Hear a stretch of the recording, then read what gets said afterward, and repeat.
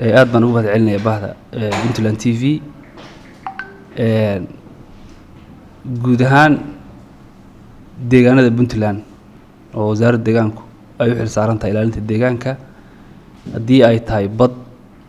iyo haddii ay tahay beriba xaaladoodu waa xaalad aad u wanaagsan oo intii wasaaraddu karaankeeda iyo awoodeeda runtii ay shaqo badan ka qabatay welina shaqo badan ay dhiman tahay aysan ahayn kulli wax wasaaradda kaliya aysan ku filaan karin oo ay u baahan tahay institutionada kale dawladda iyo bulshaduba inay si wada jira looga shaqeeyo oo arrin u taalo qof kastoo reer Puntland inuu shaqada uu qaybta kale yahay oo ka qabto aysan ahayn marka cid gaar kulli wax loogu talagalay inay qabato sababtoo ah nolosha guri kasta way taabanaysaa dhowr shay baa bariyahan ugu muhiimsan waxyaabaha wasaaraddu ay aadka ula dadaalisay oo ay ka mid tahay xakamaynta jarista dhirta oo ama xaabaha laga dhigo ama dhuxulaha laga dhigay dadku ay si aada u jarayeen wasaaradduna hadda 2 sano u dambeysay iyadoo hore uga shaqeyn jirtay laakiin haddana 2 sano u dambeysay waxay gelisay dadaal xooga oo in la soo qabtay dambiilayaashii deegaanka oo qaybtooda la xukumay qaybtooda ay xiran tahay qaybtoodna xukuumaddu u dhamaadeen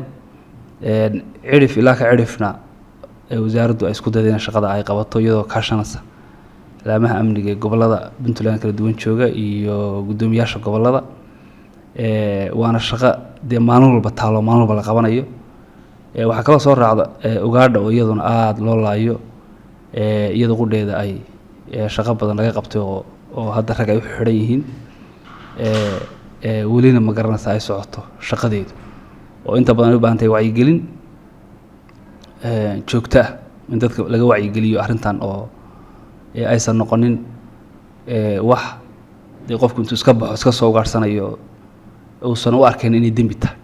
xeerarka dawladdu ay mamnuucayaan xeerarka wasaaradda deegaanka maareynta iyo ilaalinta deegaanku uu mamnuucayo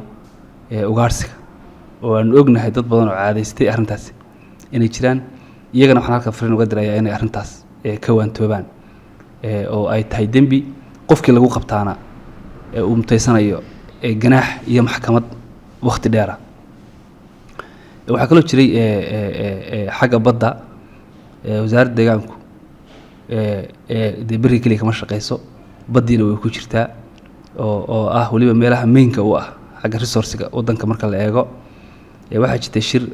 bishii hadda aynu soo dhaafnay August dhacay oo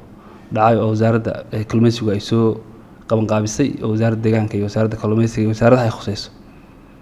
arrinta ay ka wada qayb galeen oo wasiiradu ay warqad ku soo saareen ay ku mamnuucayaan in argoosatada laga bilaabo September 1 ilaa 1 December aan la guran karin oo ah xilliyada ay ogxanta ay dhigato marka laba wasaaradna arrinta ay si maanta wada jira wada shaqeeyeen mas'uuliyadan ay lahayd wasaaradda kalluumaysiga iyo arrinta shirka soo qaban qaabisay oo iyadu inta badan dee mas'uuliyadii badda haysa wasaaradda deegaankuna ay dee door ku leedahay maadaama laga hadlayo xirmaysigii iyo ilaalintii noolaha oo ay qayb ku leedahay marka taana kullu wasaaradda kalluumaysigu iyana way ka hadleen marka iyana meel fiican bay maraysaa bulshada marka waxa ka imanaya cabashooyin sheegaya in maaragtay arrinta laga leeyahay arrimo gaar ah oo qaybtooda cabashada anaga aan soo gaadhay